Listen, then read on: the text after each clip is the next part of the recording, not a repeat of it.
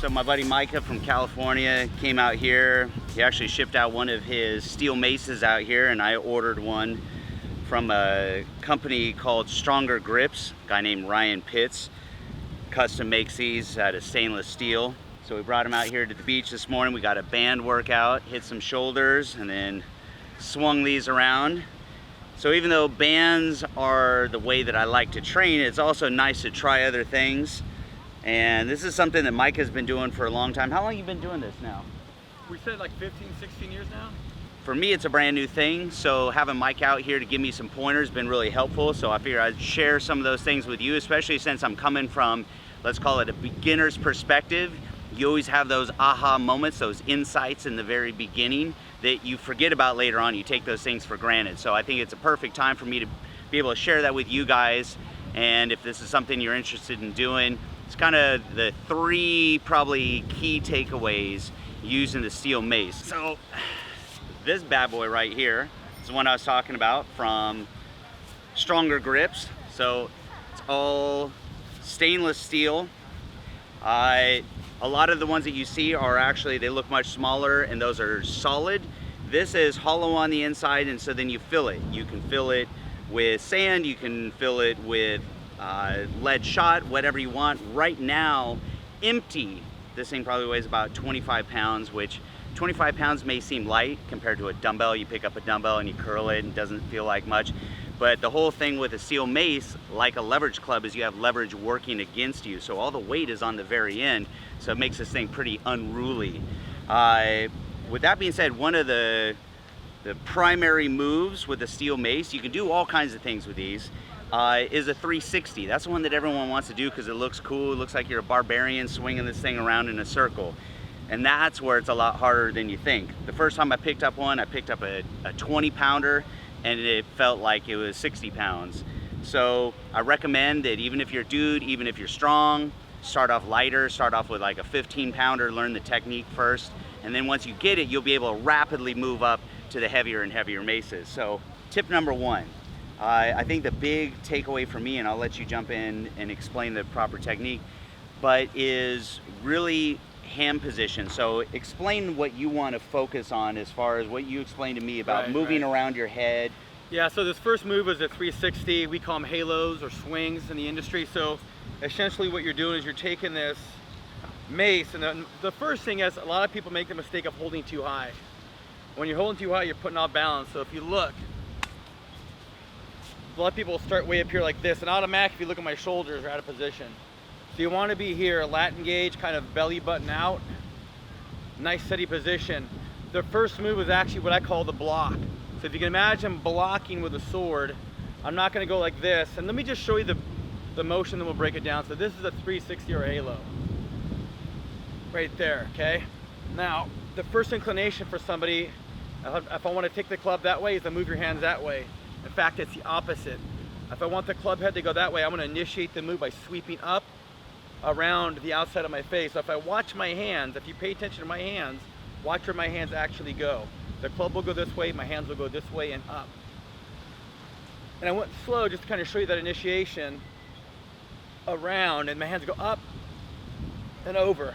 And by the way, another thing is hand position. We didn't even talk about this. So if my right hand is on top, we're going to the left. And when we want to go to the right, you do the opposite. Think about, watch your hands. Instead of trying to think about where that mace is, watch your hands and come around the side of your head. Almost imagine you're doing a half circle around your face, and then we do the opposite, half circle around the face. So what happens, two things. One, you're getting that elbow nice and high, and you're also pushing with this arm. You're literally pushing this way. So think about sweeping around your face. So that was like the big takeaway for me, because otherwise it felt really clunky. It felt like it was falling over backwards, and then I'm trying to pull it over. So then you're hyper focusing on the extent, the way out here where the heavy part is, where the control is really right here. Exactly. So for me, what I enjoy about this, and it actually clicked for me, Mike has been doing these forever, and I thought it was cool, but his name is actually Mark Magna. He owns Anatomy Gym down in Miami. He made a post, he likes doing the steel mace, and he said something to the effect that it just feels good to move. So this is really, it's a flow. This should feel, even though you're using a lot of muscle and a lot of core, it should still have a nice flow to it. It shouldn't feel herky-jerky. So the key to that is all in the beginning. It's initiating the movement, and you're letting that mace, the weight, fall, and as it falls, it's creating that momentum, and then you're coming around the other side. So that's tip number one, is your hand starting position and how you initiate the movement. I'd say the second takeaway for me was core. We talk about this, working your core, so you have to stay really tight, really centered on your core. And you were saying for you, when do you breathe in and when do you breathe out? I will kind of wait to when the club right is about here. It's very controlled into the nose. I don't ever mouth breathe. I mouth breathe a lot. We don't like mouth breathers. But no, it's when it comes back, it's very controlled and it's an audible cue. So as it goes back, it's an inhale and I'm expanding but I'm maintaining tension because you want that rubber band effect. So as it comes back, it's the core and the lats together simultaneously here that pulls back down. And that's where it comes back for the MMA guys. They're used to grabbing and hip throwing and pulling over like almost like a judo move. That right there is the same pull and the same movement. So that's actually tip number 3, is you're not pulling this back over this way.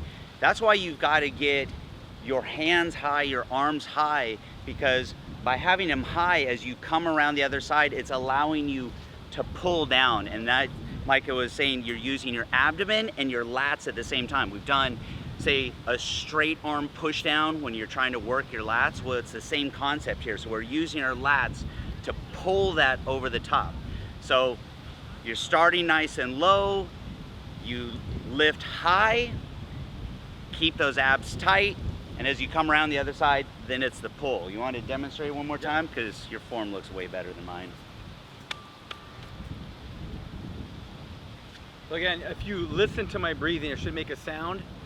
So again, what I listen to when I'm teaching my clients is listening to actually hearing that inhale, and that'll cue me in if they're even breathing correctly.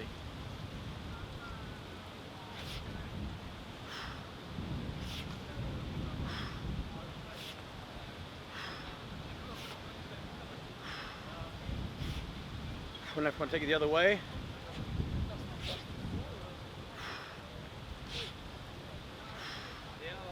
And sometimes I'll just kind of hang out here and work on balance, hand stability.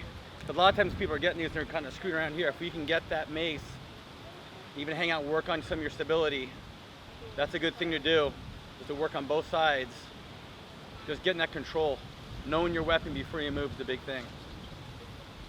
So, all right, so give this a try, and you critique my technique. Be aware of your spacing. Yeah, especially when you got a camera.